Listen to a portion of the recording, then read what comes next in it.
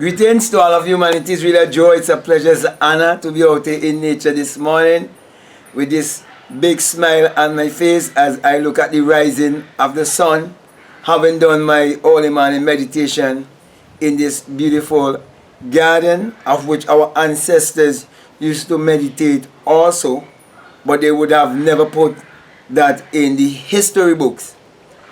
That's the reason why I want to speak to you concerning Abdullah, the black mystic from Ethiopia who was Neville Goddard's mentor, and how he taught Neville Goddard the law and the promise, and how many fail to realize that Abdullah would have already experienced the promise.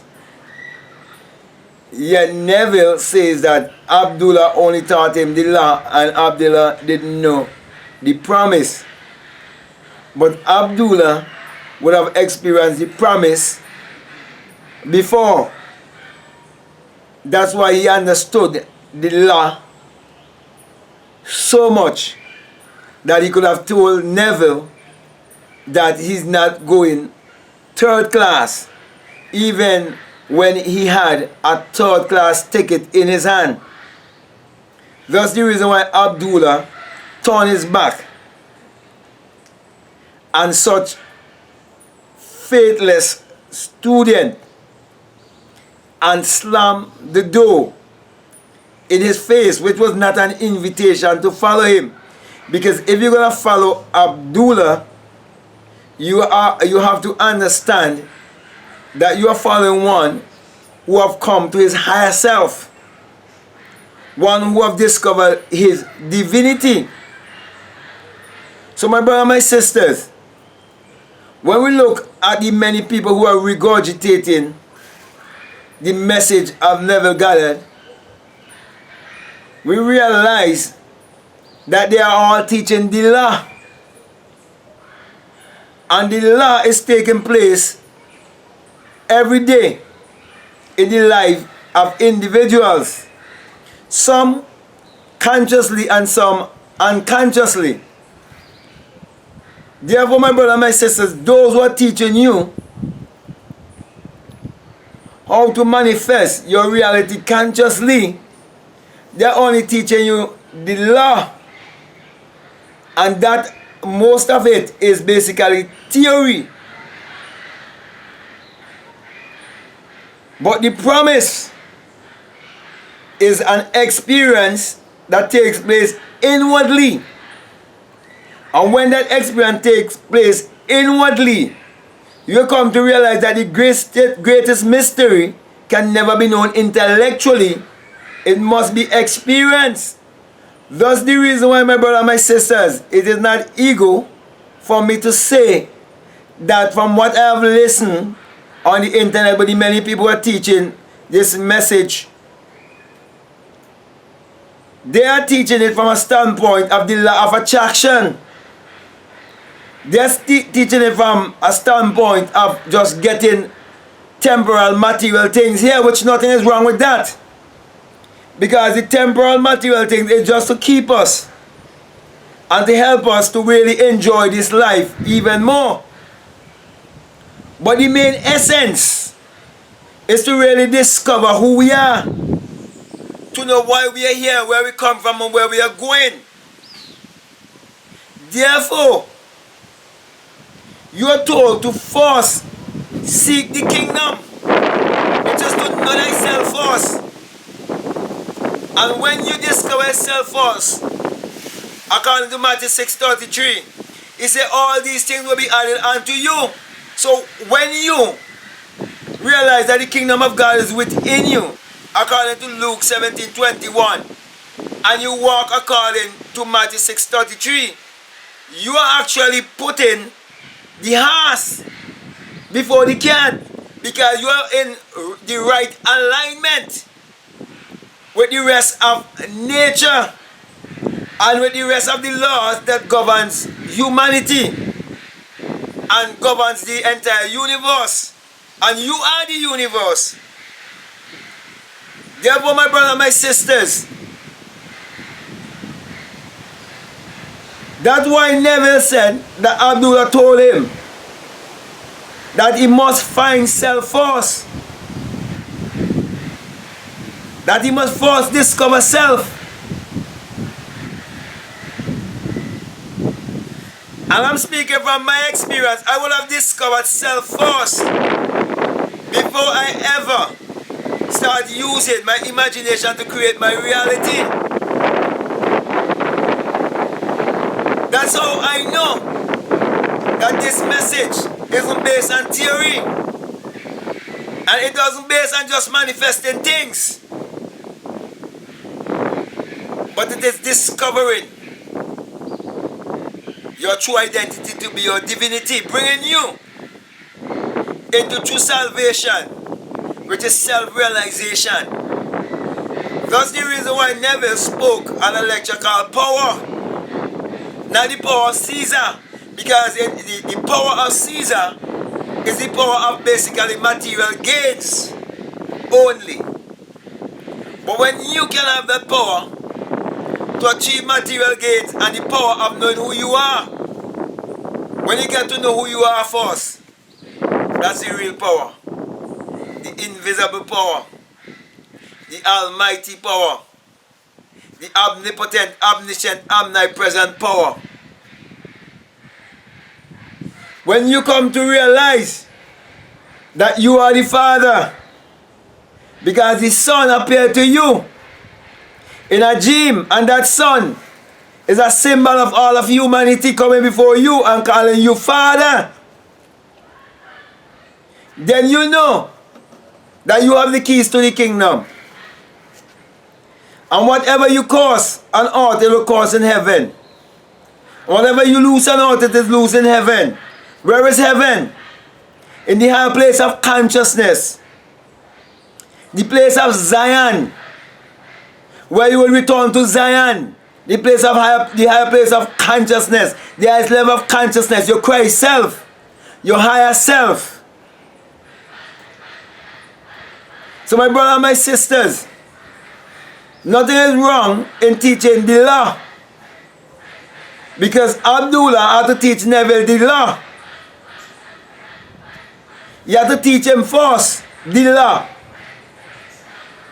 Because of the way how he was programmed by his parents and everyone and the system. So he taught him the law because it is more easy to teach someone the law first. So they will realize that the Creator is within themselves. That they will realize that it is their thought that is creating their reality, and then they can create their reality consciously. But there is another step. That if you persist,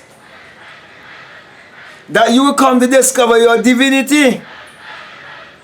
That's the reason why Neville Goddard never run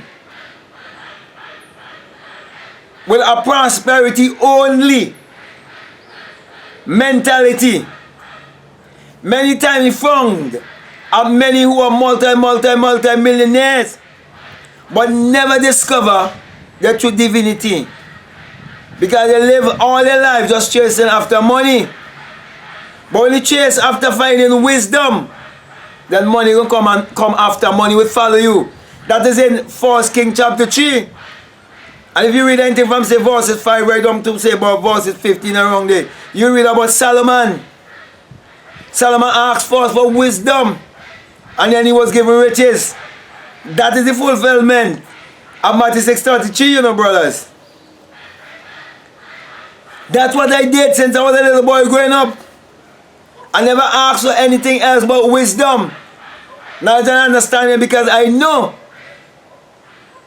that when you ask for wisdom, all the other things can come, because it tells you that wisdom is the principal thing. Get wisdom. What kind of wisdom? Wisdom to know who you are. And when you get a wisdom, you will understand that your own human imagination is the creator in man. And when you have an awakened imagination, it is God awakened in man, and you are God in flesh. And you come to realize that only the Father could reveal the Son, and only the Son could reveal the Father. And my brother and my sisters, I could go on and on and on and on. But I believe I've gotten my message across to you, telling you, don't just seek to manifest things and create things only, but have a hunger and a thirst to have some mystical, spiritual experience within. For there are many teachers who are teaching and they have never had a mystical experience from within. Therefore, they're just regurgitating. Therefore, they're theorizing. Neville always said, I am not theorizing. It is my experience. And I'm saying the same thing to you. Because if you believe in Neville, believe also in me. If you believe in Abdullah, believe also in me. If you believe in God, believe also in me. Which means believe in yourself, in your higher self. When I say me, I'm speaking about the higher self. Because how can you walk the works of God? Believe in him whom he has sent.